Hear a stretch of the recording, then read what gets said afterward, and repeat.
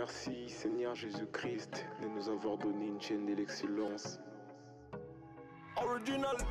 Nel, Col, GGTV.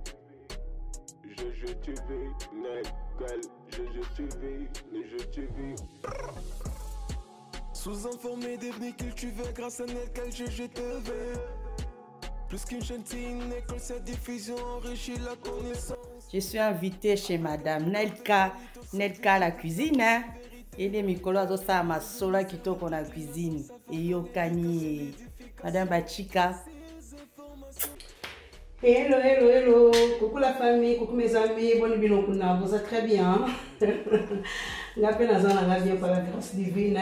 Tout va bien chez moi. La pesi bino bambote nanga et comme la bino biskanyo so bozwani. Lelo na mimi bino so na cuisine nanga lelo to ana nebutu nanga. Lelo na cuisine nanga tozana spécial apéro et dîner. Donc cuisine na so lelo to sala table na biso, to dresser table na biso na apéro et puis na dîner. Donc vous allez vraiment magnifique. Pour un spécial apéro et puis dîner na biso,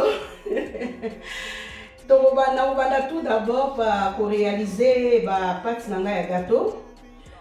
Les autres on deux sortes de gâteaux. On a gâteau de pommes au yogourt, on a les sauces au gâteau, il n'y a pas d'arachide.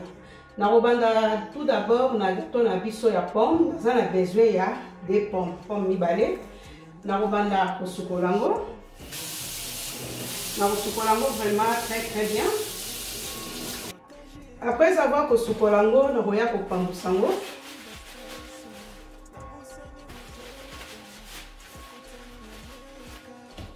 Après avoir que pambusango, on va y épichango.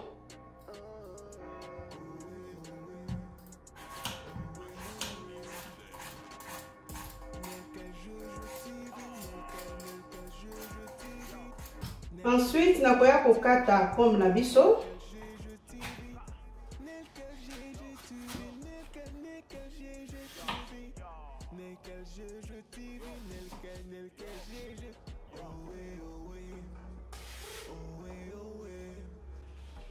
Voilà mes amis, après avoir kokata ba pomme na biso, c'est que tu repasser vraiment l'étape pour réaliser pâte na biso ya gâteau. Naza premièrement on a besoin ya mac. Na kosalela 4 mac.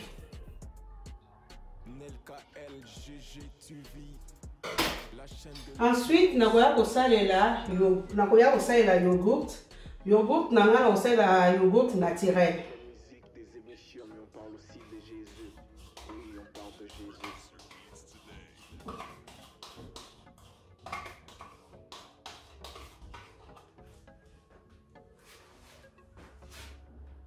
Na kosalela 2 pots ya sucre ya na ba lo mesurer ngo kaka na pot nanga o ya yogourt.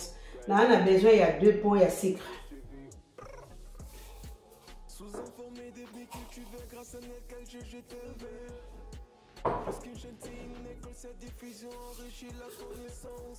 Ensuite na koya kotia huile.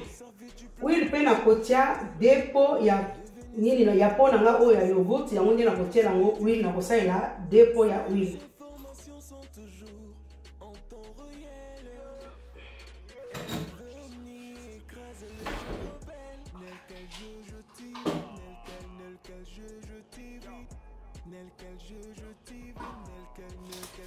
Après avoir kosalela huile na kozala besoin ya sucre vanille.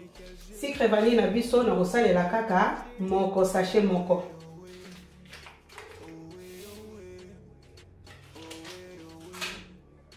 Ensuite na koya kotia sel. Sel na kotia quantité o kaka ya moke ya ngonde na kosalela. Donc eza cuillère moko ya café. Après avoir kotia sel, cuillère moko ya café ya sel, na koya kotia cuillère moko ya café ya cannelle. On tient cuillère moko ya café ya cannelle. Bien na koya les sauces vraiment pour mélanger en gros très bien. Il faut vraiment qu'on mélange vraiment et ça la très bien. pour résultat na biso ya gâteau et bimapé magnifique. Comme les lognons se zaka magnifique na magnifique. Na roya lisusu ko bakisa ba pomme na biso to kata kini balé na ko bakisa ngomba la moko na mélange na biso.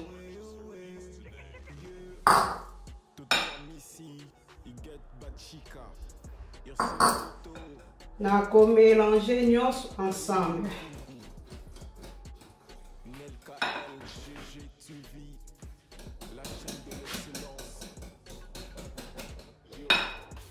Voilà mes amis, mélange na biso vraiment et salami très bien. Ce que tu repasser une étape ya kotia farine. Pour la farine, tu as référence na biso ka yango yo. Pour oyo ya yogourt na biso na tiro to tikala ina ngo donc tu retia 4. Référence na biso ka to yango yo kaka, yango yo référence na biso. Na koya kotia. Na koya ko bakisa. Sachet moko ya levure chimique na biso.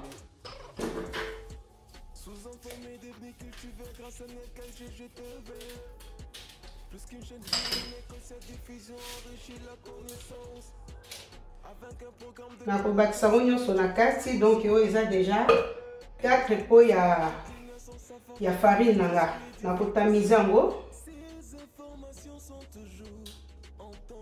En attendant nazo tamiser nazo mélanger pe mbala moko.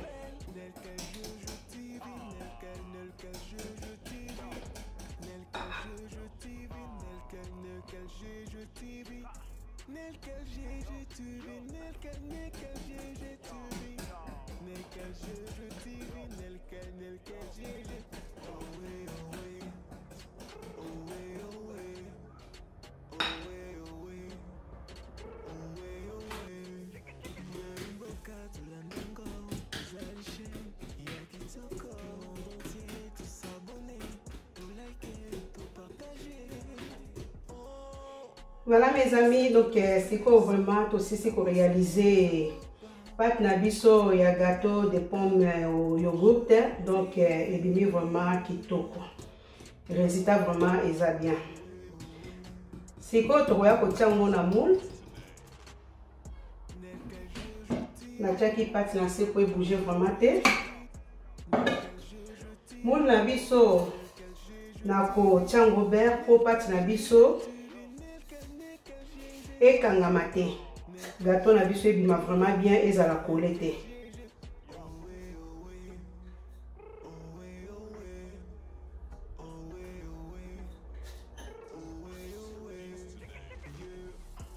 Toto Messi, Iget Bachika, Yosil Toto,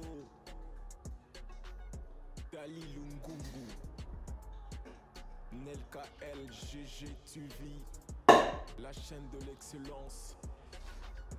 Voilà. Après avoir kotia beurre, on va aller sous kotia farine. Oui, on parle de Jésus.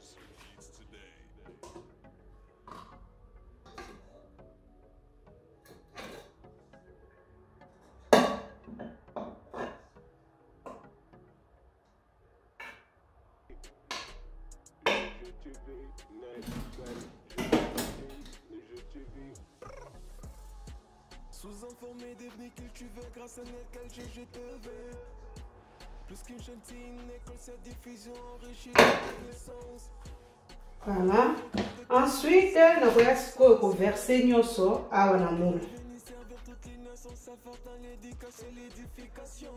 Ces informations sont toujours en temps réel. Hello, voilà mes amis, si vous passez l'étape na biso ya kosala gâteau na biso au pâte d'arachide. Donc premièrement, tokobanda toza na besoin ya 4 mac. Tokotia 4 mac na biso. Ensuite, tokoya kotia huile, 200 ml ya huile. 200 ml ya huile tokotia ngo. Après avoir kotia 200 ml na biso ya huile, tokoya kotia sucre na biso eza na 280 g ya sucre. Donc toza na 280 g ya sucre. Ensuite tokoya kotia 6 sucre vanille na biso. Tokotia sucre vanille. Natie sachet moko ya sucre vanille. Après avoir kotia sucre vanille, nakoya kotia sel. Nakotia sel. Sel nanga eza cuillère moko ya café. Nakoya kotia miel. Miel naza nango natie cuillère moko ya soupe.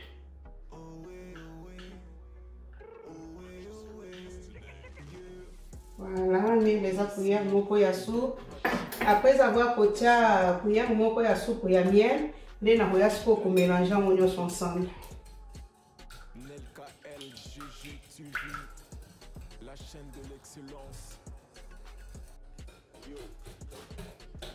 La différence c'est qu'on ne parle pas seulement de la musique, des émissions, mais on parle aussi de Jésus. Oui, on parle de... Voilà mes amis, donc mélange na biso vraiment ezokende très bien. Ensuite, nakoya lisusu kotia beurre. Beurre na biso toza na 50 grammes. Après avoir kotia beurre na biso, nakoya kotia ba poso na biso ya citron na orange, pepe sa biso vraiment arôme moko ya kitoko. Donc natie poso ya citron ndambu na poso na biso ya orange, na kotia mpe lisusu.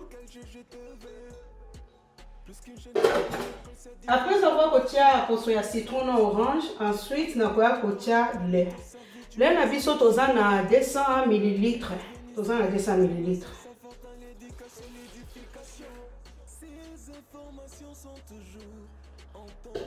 Il faut passer dans le moment il faut mélanger, il faut mélanger très très bien.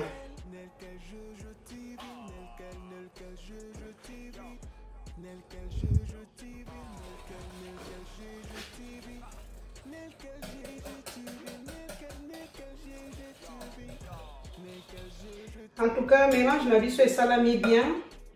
Si quand on voit pour bakisa, vous avez besoin il y a farine. Farine na biso tozana farine na biso tozana 400 mg ya farine.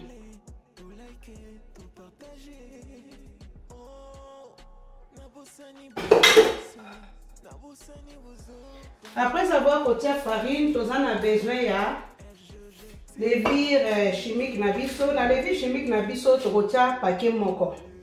Donc sachet moko ya levure chimique, tokotia ngo to mélanger ngo bala moko na farine. Siko tokotamiser ngo nyonso. Comme d'habitude, aux autres tamiser, aux appels bala moko ko mélanger ko sala mélange na yo.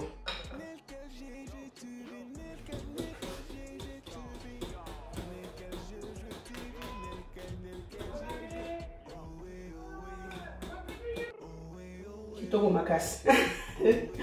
Siko to passer l'étape ya kotia ngo na moule. Toza na besoin ya moule, on sait la moule ou ya cake. Mais kotia ngo na beurre comme d'hab, pour ekanga maté kolete na se. La chaîne de l'excellence. Na kotia farine na biso muke, na na farine na nga.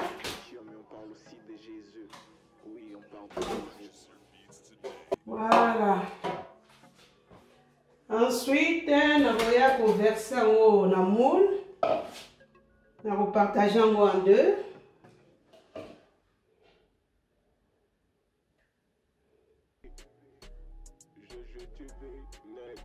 Voilà, c'est bon. Premièrement, on retient dans la moule. Plus qu'une chaîne, c'est une école, cette diffusion enrichit la connaissance. Avec un programme de qualité au service du peuple, sa voix c'est une vérité. Elle est venue servir toutes les... Après avoir coté dans la moule, na koya kotia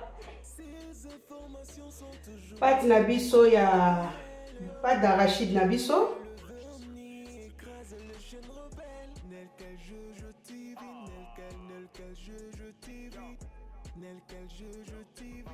Mais après qu'on pense à l'agneau partout.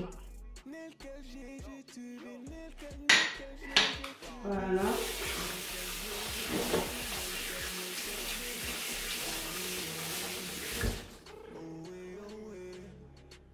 Ensuite, nous allons ça. Le reste, il n'y a pas de tout qui à côté. Nous allons couvrir la moto. Donc, tu peux verser, nous allons couvrir ni pas d'arachide nabiso. Pour récupérer, nous allons étiqueter. Nous allons les choses qu'on récupère et le reste, tout étiqueter qui est dans.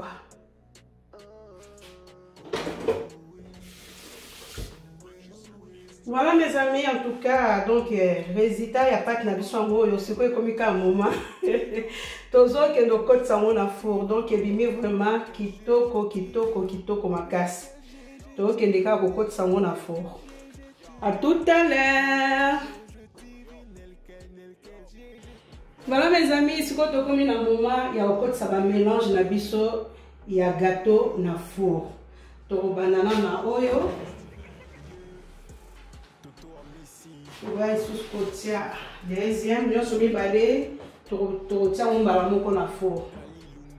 Four na biso na limango na 180 degrés. Taille à cuisson na biso et kozala entre 30 à 40 minutes. Donc tout ce qu'on veut là, c'est pour toujours que l'étape, il y a au 4 fruits pour tout ça là, salade de fruits na biso.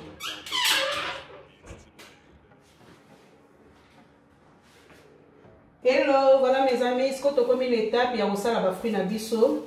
Donc la fruit na ngana oti déjà ko sukolango. Dès na tiawa na sukoli nyoso. Nyoso est déjà propre, est vraiment na nettoyer ngo très bien. Donc la fruit est propre.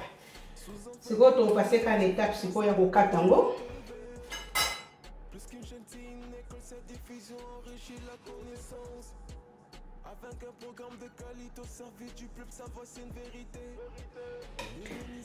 Voilà mes amis, après avoir coquette salade de fruits na biso, na siso kata nyonso, maintenant vraiment on a arrangé comme il faut na couvrir en papier film, maintenant on a frigo, si on a passé l'étape il y a ça la viande hachée na na kosa la hamburger. Donc ce que tu as passé dans l'étape wana. À tout à l'heure. Voilà mes amis, si on a commis l'étape na biso. Tu ça la sikoyo hamburger na biso. Donc pour l'hamburger na biso tu as besoin de viande hachée.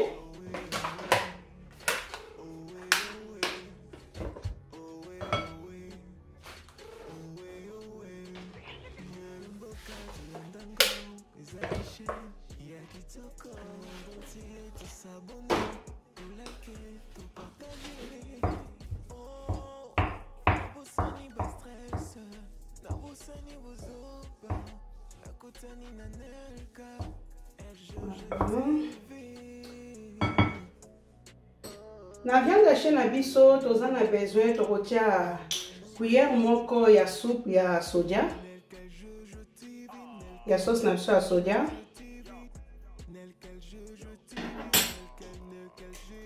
Ensuite, tu as les sauces muscade.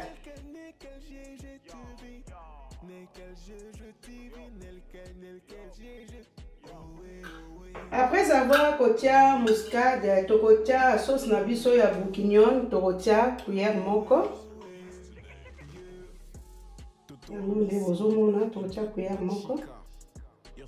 Donc sauce na biso est à base ya poivron, concombre na oignon.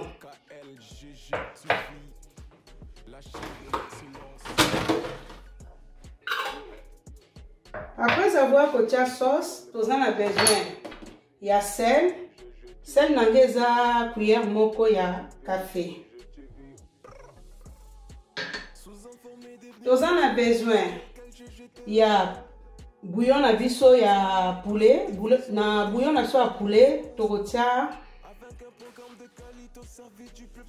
Après avoir côté sel, tu as bouillon ya poulet. Donc il y a cuillère moko ya soupe.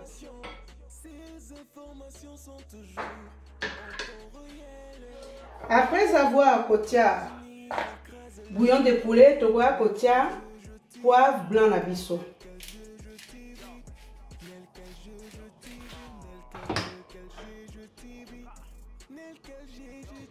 Après avoir côté poivre blanc, tu as côté oignon, tu as besoin d'oignon. Oignon na na kata ki ngo mike de bomoni. Tu as persil. tokotia ail.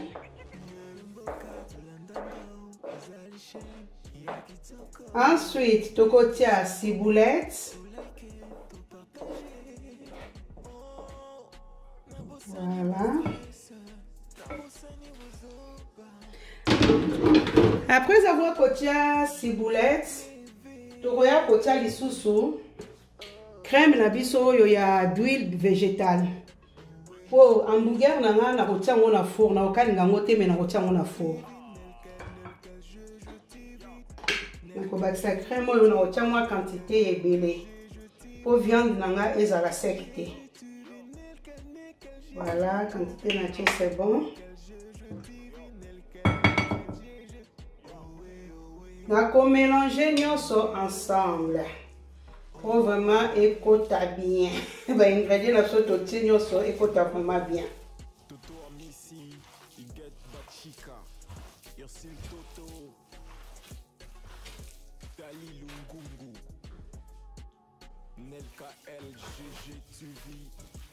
La chaîne de l'excellence. Tokoya kotia lisusu maki moko.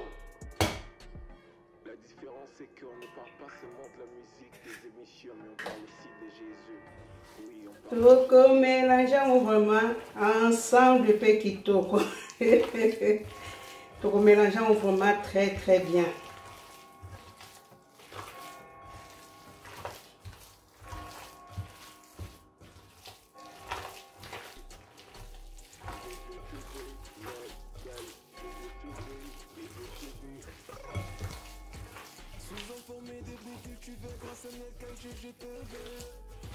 Plus qu'une gentille école, cette diffusion enrichit la connaissance.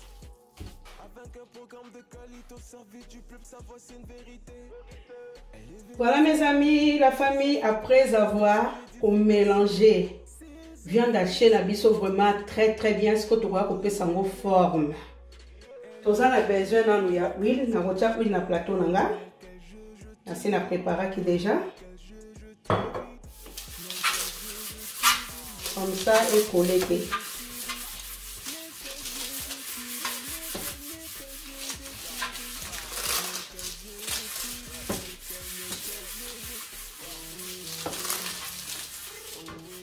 Voilà, c'est bon. C'est qu'on a coupé ça. Viande hachée nanga forme et ça la vraiment forme ya hamburger. On a aussi la moka kana maboko.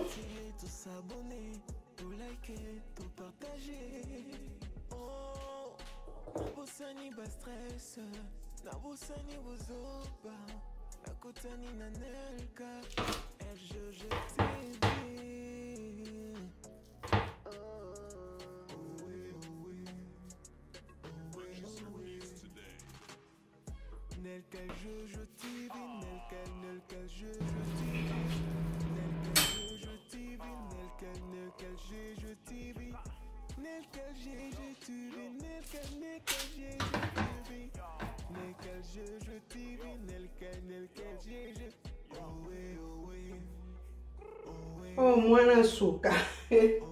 Mwana suka bimi vraiment l'été. Voilà mes amis, donc aussi si vous faites ça déjà hamburger, mais si vous faites ça en forme, c'est quoi que tu as la faire passer en haut la four. La voie côté à fromage bicolo. La chaîne de l'excellence. Yo.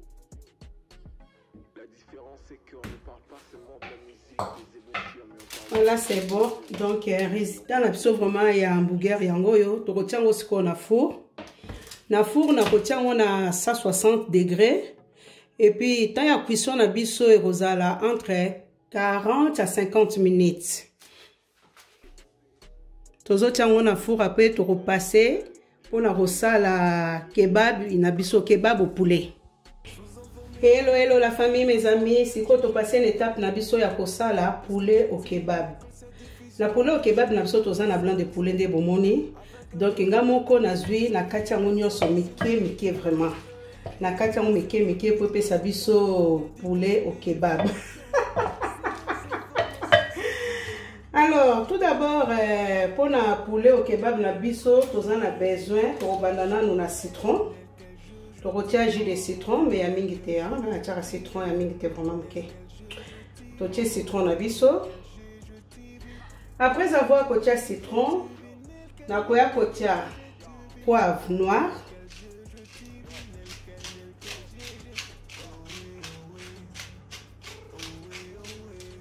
C'est bon. Après avoir kotia poivre noir na koya kotia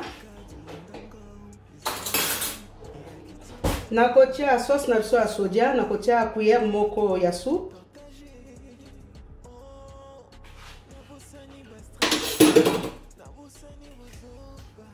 Ensuite na koya kotia muscade. C'est bon. Après avoir kotia muscade, toza na besoin ya paprika doux. Na kotia paprika doux na biso.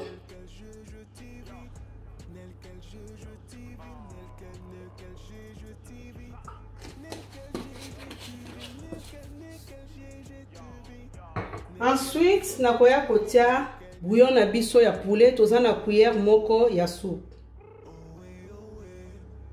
Non, je ne pense pas que l'on tient nous on tient d'ambo pour les vraiment mingité pour ne pas y les cas. Ensuite, na koya ko bakisa sel marin, il y a vraiment la linga en mingi. On tient peu quantité à mingité. Après avoir kotia sel marin na biso, to koya ko mélanger en nyos.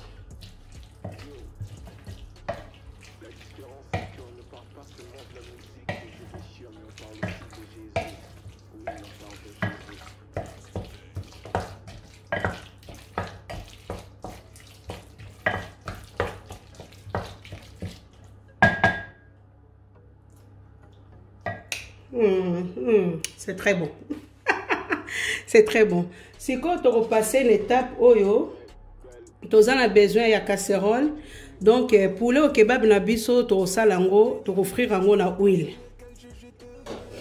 Na ozo casserole na ngai. Na ko allumer plaque na nga. Les en vraiment simplement et aux ala délicieux. Na rotia huile.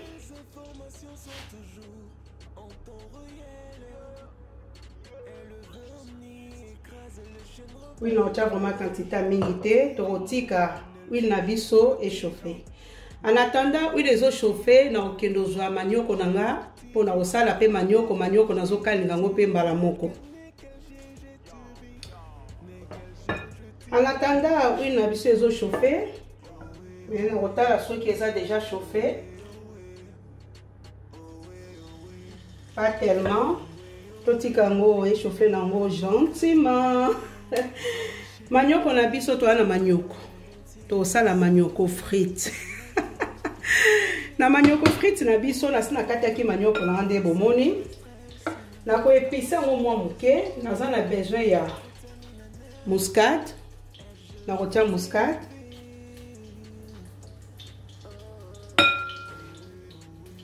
Na kotia paprika.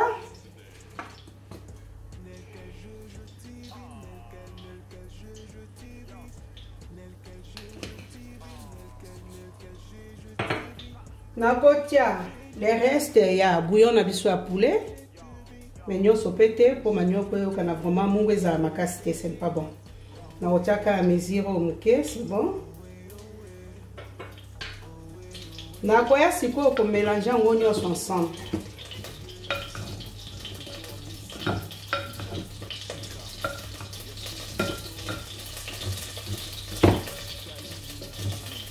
Oui, na biso eza déjà chauffé, na ko diminuer moi plaque nanga. Na koya ko sopa poulet na biso nyonso a na kati.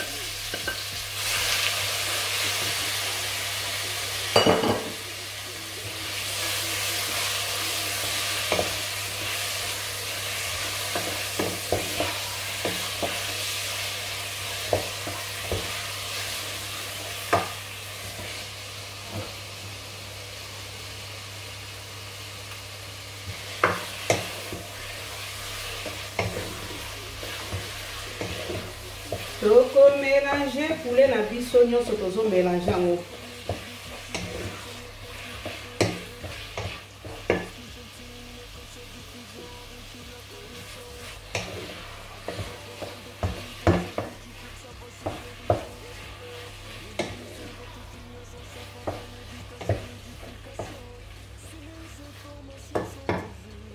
totika yango to faire sautisser yango vraiment gentiment.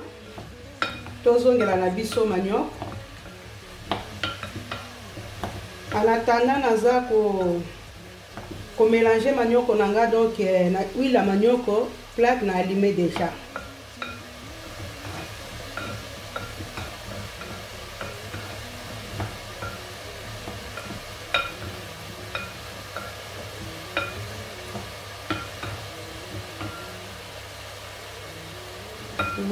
C'est bon.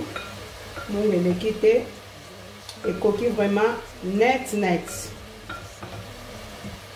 Kobakisate kolongolate.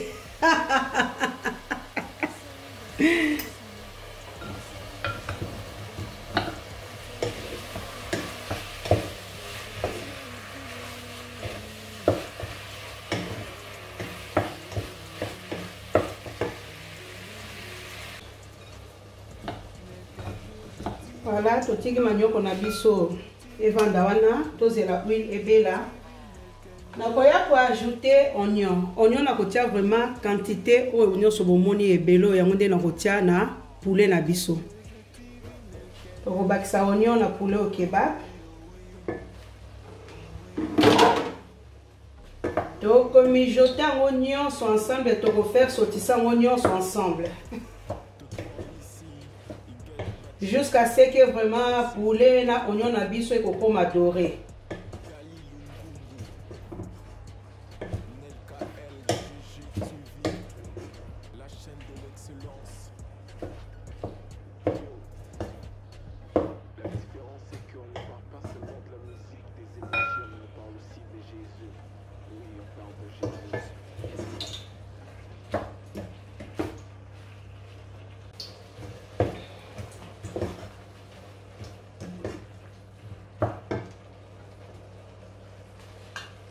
J'espère oui na biso déjà ça chauffé to ko tia manioc frites na biso.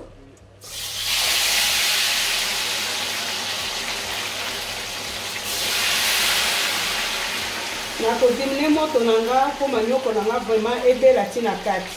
Donc na kiti si plaque nanga na 5 na ça dépend ya mutu na mutu plaque na ekenda kati na combien. Na la kiti si na 5 ko ya ekenda kati na 9.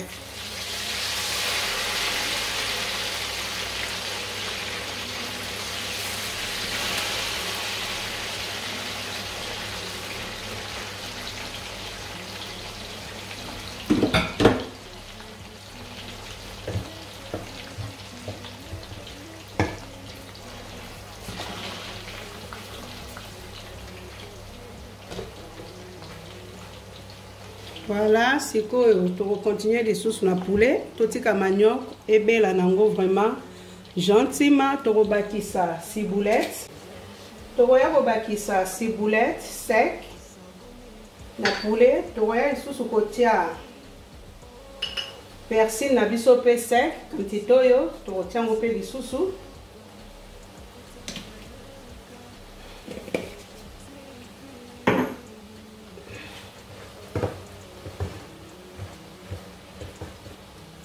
Pour mélanger nous ensemble.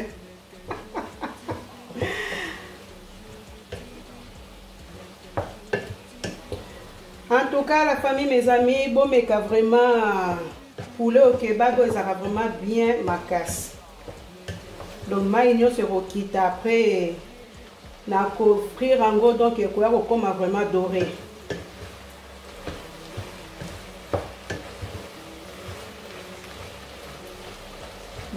Totika onano to kende sko kotala hamburger na biso et komi na étape ni. Voilà mes amis, ce que tu kotala hamburger na biso so komi na étape ni. Et ça vraiment il a prouvé là. Non. Résultat vraiment qui top. Et puis c'est vraiment qui top. Et beli vraiment très bien la ligne qui vraiment doré moko beaucoup boya. Donc on arrêter plaque.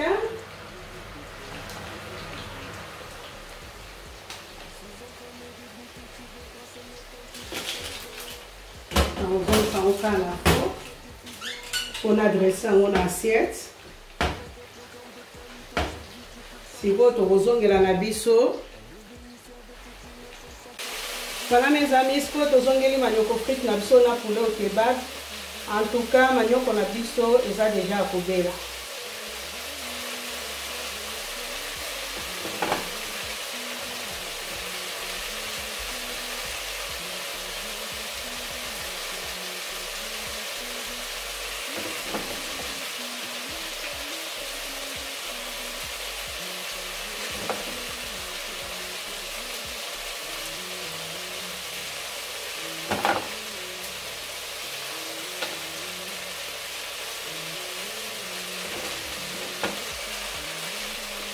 Voilà, c'est demi vraiment très bien. Les bomoni. Si vous repassez une étape, na la rouleau de printemps. Rouleau de printemps na kotiango na four, na redresser on na plateau, après na kotiango na four. Et ça na biloko ebele na kosala, mais et vous allez na sima ya caméra. Et vous allez na sima caméra. Toza na risol na biso. Risol, beignet, donc il y a poisson salé. Toza na risol na biso ya crevette. Toza lisusu na risol na biso bamiso babengaka ngo beignet. Toza nango ya viande. Yango pe na kosala eza na babiloko ebele na kosala mais na kosala ngo na sima caméra na koprésenter bino kaka ngo na table. To continuer na poulet en attendant poulet na to tozotika ngo comme adoré na zo ke no dresser boulon de printemps nanga pona tiango na four. Voilà mes amis, donc résultat ya gâteau na biso. Gâteau na biso ya pomme au yogourt yangoyo. Résultat ya gâteau na biso ya pâte d'arachide pe yangoyo donc ebimé ma kitoko. Bon, ils ont un peu bien bronzé pour la miel. Ils sont son miel, donc ils sont au thé miel. Il faut faire attention, donc ça a biloko, vous me dites que ça a biloko. Mais ils ont vraiment kitoko ma casse. C'est quoi on a repassé dans le moment où il y a salade bilo na on fait tikali no sala moskoyo na c'est ma caméra na zozo ngela bino kalate. À tout à l'heure. Hello, voilà mes amis, donc merci déjà pour l'amba, c'est qu'on a dressé table nangai. Na robandana nous pas côté chemin de table na biso.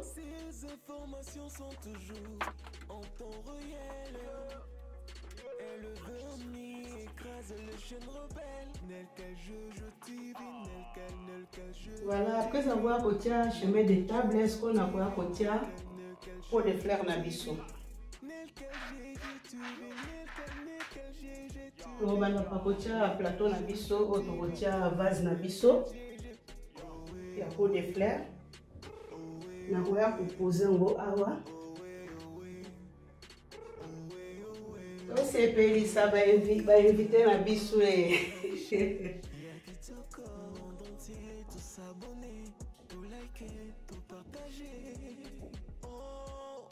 Nabosani ba stress, nabosani bozoba, nakotani na Nelka, LGG TV.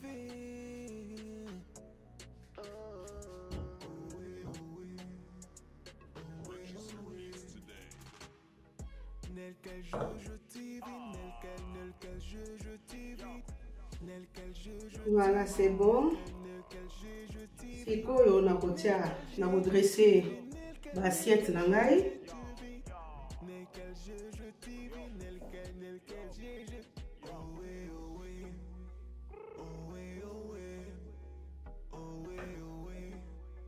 Voilà mes amis, c'est quoi na koya proposer l'assiette na biso. Donc natie assiette nanga principale, natie ya dessert, natie na ya salade. Nelka LGG TV, la chaîne de l'excellence. Yo, la différence c'est qu'on ne parle pas seulement de la musique, des émissions, mais on parle aussi des Jésus. Quand tu as l'assiette na biso, il faut que tu aies toujours 2 cm. Il faut toujours kotika. Ah ouais, il faut totika espace il y a 2 cm. Ah, il faut toujours autant là, otiki 2 cm là.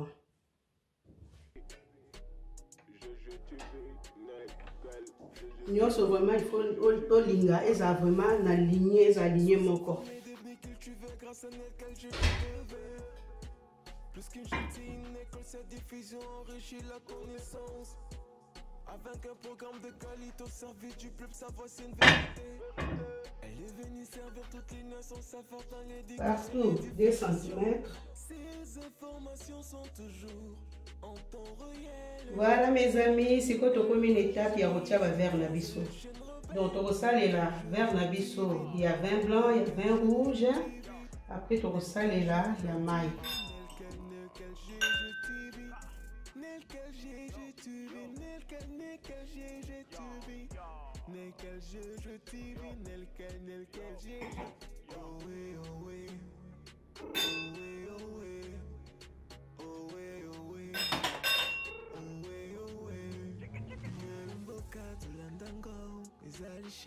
Il y a qui te connaît, monde entier, tout s'abonner, tout liker, tout partager. Oh, Nabosani ba stress, Nabosani bozoba, Nakotani nanelka, LGG TV.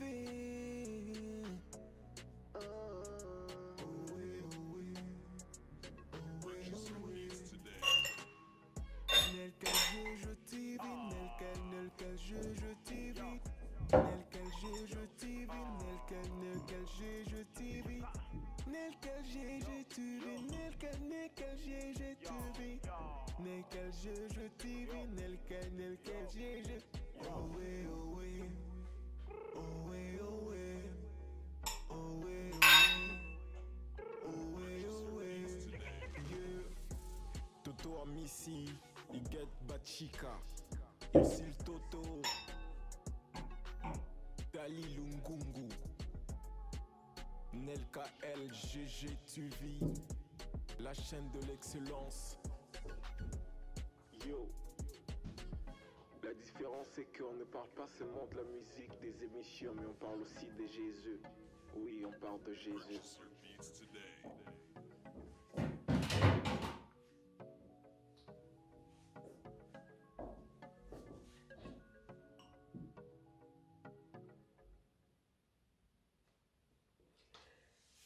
Voilà la famille, mes amis, donc tu connais vraiment nasuka pour na dressage na biso ya table bino moko bopesa ba vie na bino bolobi ndenge nini bo juger bomoni yango ndenge nini.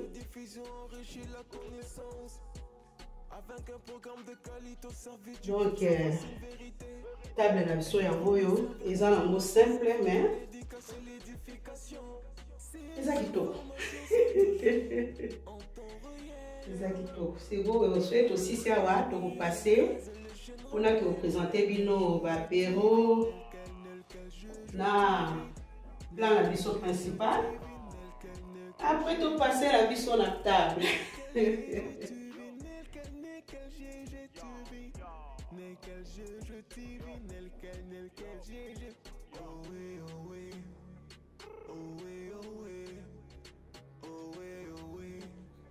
Voilà mes amis, si côté là vous présenter bino table nanga ya apéro. Bomoni ndenge na dressango. Toza na fromage na biso, toza na jambon, toza na salade, toza na ba carottes, toza na gâteau na so na salade lobi ya pomme, toza na gâteau na biso ya pâte d'arachide. Toza na fraise, donc toza na presque tout nde bomoni. Ah, toza na ba risole na biso, risole ya viande, ya crevette. Toza na samoussa na biso à base ya viande. Ah, toza na maki na biso nde bomoni na tie. Donc olive pe yango wana. Voilà, donc table na ngai ya apéro yango juste pour na kopesa bino idée. So boyambi ba invité na bino bao bayebi c'est bon pour na bandeko bayebi te bana na biso ndenge bokoki kodresse table na bino bokoki mpe kobakisa lisusu un plus oyo bolingi kobakisa nga mpona lelo namonaki nasuka nano awa donc yango Vous jugez bino moko, soyez vous sepel nango, vous tiki ba commentaire na bino, vous s'abonner, vous partager vidéo et vous ça langa vraiment bien makasi. Ba makaka, ba partager kaka, donc et ça la kaka bien. Donc table na biso ya apéro ya moi.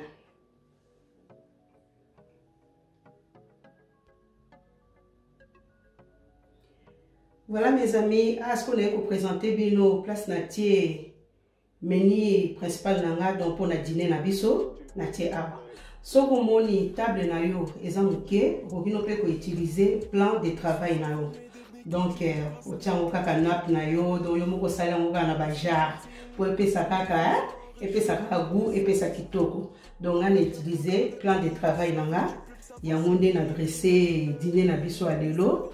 Binomo bomoni donc dîner nanga ya ngoyo eza vraiment kitoko eza na mingi te mais quand vous mona ka ezopesa posa ezopesa elengi binomo ko bo juger bolobi nini botika ba commentaire na bino soki bo sepeli nango bo sanate bo s'abonner bo partager vidéo et bo salanga vraiment énormément de plaisir. Pour nous souhaiter bino bon appétit, bonne fête, à très bientôt à la nouvelle vidéo. Ba bisous, ba bisous nanga eko mela bino, bye bye.